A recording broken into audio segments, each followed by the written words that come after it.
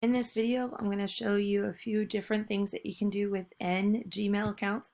We're going to start with confidential mode and setting up confidential emails and seeing what that looks like on the receiver's end, as well as what happens when they expire. We're going to create a signature so that way you have a signature to every email that you send.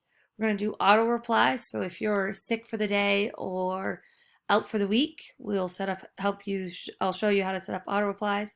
We're going to undo send emails. This happens occasionally when we realize that we forgot to attach something, or maybe we sent it to the wrong user or person, which I'm guilty of. And then setting up your own personal email groups, not something that's accessible to the whole school, but for your own personal use, so you don't have to type in 4 or 5 or even a dozen emails several times. All right, so I'm going to start with showing you how to set up a confidential email in your Gmail account. I am using a personal email account to protect students and other teachers and make sure I'm abiding by all FERPA laws. So we're going to start with creating or composing a new email. Then down here in the bottom, you will see this icon for confidential mode. This is the same for your RSU 67 Google account. So you'll just click it and the confidential mode settings will pop up. You can change how long it takes or how long it's available. So a day, a week, a month, 3 months, or 5 years. And then as you change it, the date here will change so you know exactly when it is expiring. Then there is, so if they're not Gmail account users, they're going to get a separate email letting them know their passcode in order to access this confidential email. If they are Gmail account users and you want them to have a passcode to have access to this email, you can enter their cell phone passcode. I mean, not passcode, but their cell phone number, and it will send them a text message to their cell phone with the passcode that they have to enter in order to open up the email. So either option is up to you. Like I said, for the no SMS passcode, that's really going to focus on those people that do not have Google information. So you're going to click save. Say you change your mind before you send it, and you can change it later. You'll click edit, and you can change how long the person has the ability to access it. So you'll put in recipients as you regularly would. You can CC or BCC others, your subject, and then your content, and then you'll send it. Once you send it, it will look like this in their email, and they'll have it'll tell them when it's going to expire. And then when it's expired, this is what it'll look like. They'll still have an email line in their email mailbox, in their inbox, but they actually won't have any content after their time has gone by. Now I'm going to show you how to set up a signature that automatically goes into every email that you write or send, as well as setting up a auto reply or a vacation response. So from your inbox, you're going to click on the settings icon, and then you're going to go to settings themselves. That takes a few moments. Then you're going to scroll down. You'll see lots of information of things that you can change and edit if you would like. But we're going to focus here on setting up your signature. Now, almost to the bottom, I have my signature. And right now I have no signature clicked. So I'm going to click here. And then I'm going to type in what I would like. Crystal Burns. So this is my University of Maine account. So I'm going to use graduate student.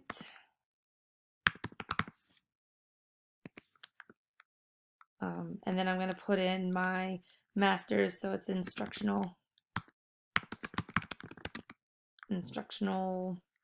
technology.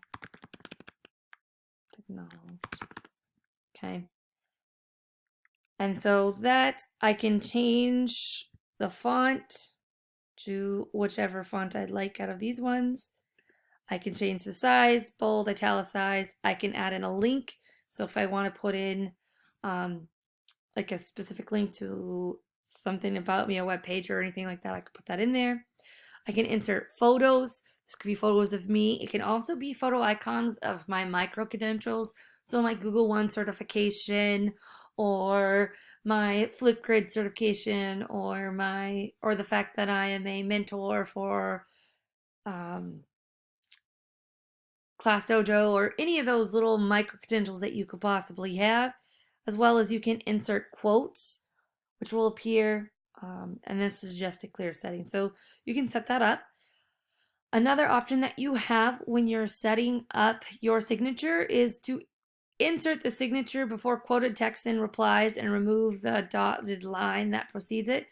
So if you don't click this box, when you click reply, your signature actually goes down to the very, very, very, very bottom of the email. Now, if this is an email that you've had several replies, you're never going to actually see your actual signature. Clicking this box allows that every time that you reply, respond, forward, it's always going to appear right under the message that you type and not at the very, very, very bottom of all the messages in that forwarded or responded email.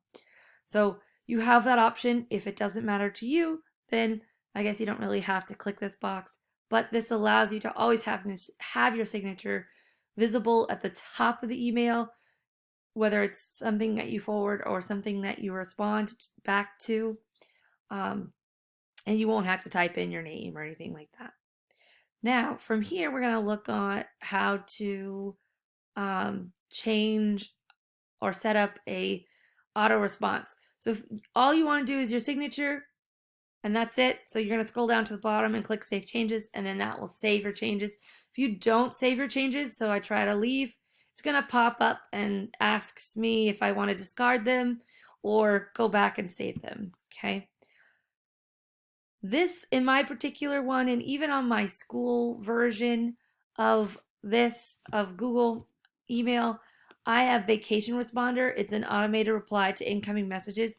Now, this will be an automated response to any mail or any emails that would come into your regular inbox.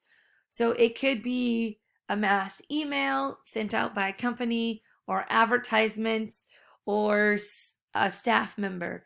This would be great if you're out for the day and you're the nurse or the guidance counselor or a secretary or an ed tech, somebody that may generally get a bunch of emails that they're expected to respond to within a timely manner. Some teachers may want to set this up when you're out on sick days or out for planned days, just so whoever's emailing you knows that you're not necessarily going to get the email right away, or that you're not going to be able to respond right away or do whatever it is they're asking you to do in their email, like cover for somebody, okay? So it's automatically shut off. You can turn the vacation responder on, and you can set the first day. You can also set the last day, okay? And then you're going to set up your email automated response. I am out of the office, okay? And then explain, I am out of the office due to illness and will not be back until Monday, September 30th. Okay. You can take you can set it up to be only people in your contacts. Yours will say RSU 67.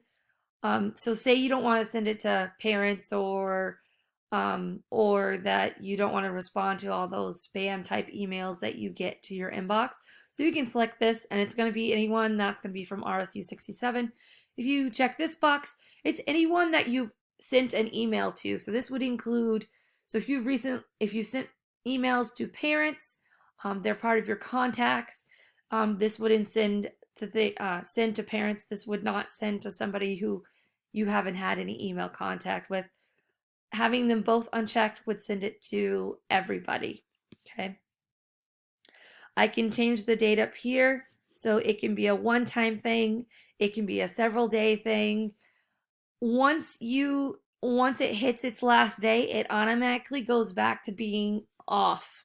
So automatically it stops sending them as an automated response. Okay. So again, you can change your first day, your last day, and your message all right here. You can select who you want it to be sent to. Leaving these unselected would send it to any email that you get that day. Okay. And then when you're done, click Save Changes, and then you're done. Occasionally, we need to unsend an email because we realize we forgot to send the attachment or we sent it to the wrong person. However, this is only a temporary, short option once you actually send an email. So I'm going to start with composing a new email, and I'm going to send it to my school account, and I'm going to give it a title. I'm going to just type in here is the link to the introduction video. Okay. As if I wasn't sending it to myself or anything. And so I'm thinking, okay, that's all I need. And then I click send. And then I realize, oh crud, I forgot to actually make the link. So I can click down here to undo, and it unsent it, and it gives me the ability to edit and send it again or just delete it. Now, I can't, unfortunately, I'm not going to be able to show you my actual inbox for my RSU 67 email account just for purposes, but I assure you I don't have it at all. If I did, it would actually have popped up here in my corner as a notification. Now, I know some of us are like, well, sometimes mine is there for a little while, or sometimes it goes away really quickly. So I'm going to show you how you can change that time length. However, it can only go up to 30 seconds. So that's how you would unsend it or undo the send after sending the email. Now to change the time of how long that message appears down at the bottom, you're going to go back to settings, and we're going to go settings. And then it's going to be near the top, and it's going to be under undo send. And you can do send cancellation periods, and then it's 5, 10, 20, and 30 seconds. Mine is automatically on 5 seconds. That's what mine started with. But I'm going to change it to 30 seconds, and I've changed it to 30 seconds. So I'm going to keep it there. Again, you can't have it any longer than 30 seconds, but that is how you would undo a sent email. Again, it has to be within a short period of time after actually sending the email. If you sent it yesterday, there's no way to unsend it. The only way to get around that would be to send a confidential email where it would expire within 1 day. Many of you have already used the pre-created or pre-set up contact lists such as MJHS all staff, MJHS teachers, all RSU 67 employees. Those are contact lists created by Web, our G Suite administrator. However, you can create your own contact lists that are not available to everyone in the school district, okay? So again, that's creating your own contact lists, giving your own label to a group only you have access to, okay? This could be for all exploratory teachers. It could be for all parent emails in one class or for all your students, okay? It could be whatever type of group that you would like to. It could even be your grade level group, okay? But you're not actually going to create that in Gmail. So you're going to have to go to your Google Apps, and you're going to click on Contacts. Now, some of you may have to click on More in order to actually find the icon for the app Contacts. So you're going to click on the app Contacts, and it's going to take you to contacts. Oops. And I am actually in my RSU 67 contact list because I'm not breaking any laws, because these are all public information. Okay. In your contact list, you can create new contacts. So say it's for somebody you've never sent an email to, but your contacts are going to be people that you frequently contact. These are the people that I contact the most. You can access the RSU 67 directory. This takes a few minutes to load because it is so large. And then under all that information, you're going to find labels. Now, some of you may have to click on a label to get the drop down of create a label. Okay. I haven't had it. I don't have any labels, but I'll show you how to create one. So I'm going to click create a label. I'm going to give it a title. So I'm going to go with sixth grade team. Okay. I'm going to click save, and you can label it whatever you would want. Make sure it's not super complex, because then you're never going to be able to remember that you even have that label group. Okay. And I'm going to go back to my frequently contacts. And I'm going to select everyone that I want in this sixth grade team. So Miss Carmichael, Mr. McCachran, and Miss Lowell. Okay. From here, with my multiple selected people, I'm going to go up to manage labels. I'm going to select which label I want them to be part of, and then I'm going to click apply. Okay. Now all 3 people are now in my label under the sixth grade team. I can add people, I can take away people. Okay. I can add people to multiple lists. So say Mrs. Hayner is creating a list and she wants one for PBIS and leadership, the leadership team, and a variety of other groups that she's part of. And so she could have one for all of those, and all of those people that may be on multiple groups can be in these multiple labels. Okay. And so in order to edit a label, so say I want to change the name, I would just click the little pencil, edit, and then click save. If I want to delete my label, I would click the trash can. In order to delete, it gives you a couple options. The first option, which it automatically selects, is that you keep the contacts so you don't lose them, but you just delete the label, so they're no longer associated with this label. Or you can delete all the contacts and delete all the labels. This might work if you were doing parent emails. So you're going in and you're cleaning out last year's student emails or parent email addresses, and that's when it would be applicable to necessarily delete all of it. And then you would click delete, but for this case, I'm not deleting it. If I actually click on the label, it shows me who is in here, and I can edit their email, say I had a typo or something, but it is there. I can create and have as many labels as I would like. Then when I am composing a new email, all I have to do is start in with typing the number 6, and it will automatically pop up. So let me see if I can get that set up. Hold on a second. All right, so I am in my school email account, and I have it set up so you can't see any information. So I'm just showing you that I did set up a contact group that I can access. So I'm going to start typing in my label, which I started with the number 6. And look, the first thing that pops up is 6.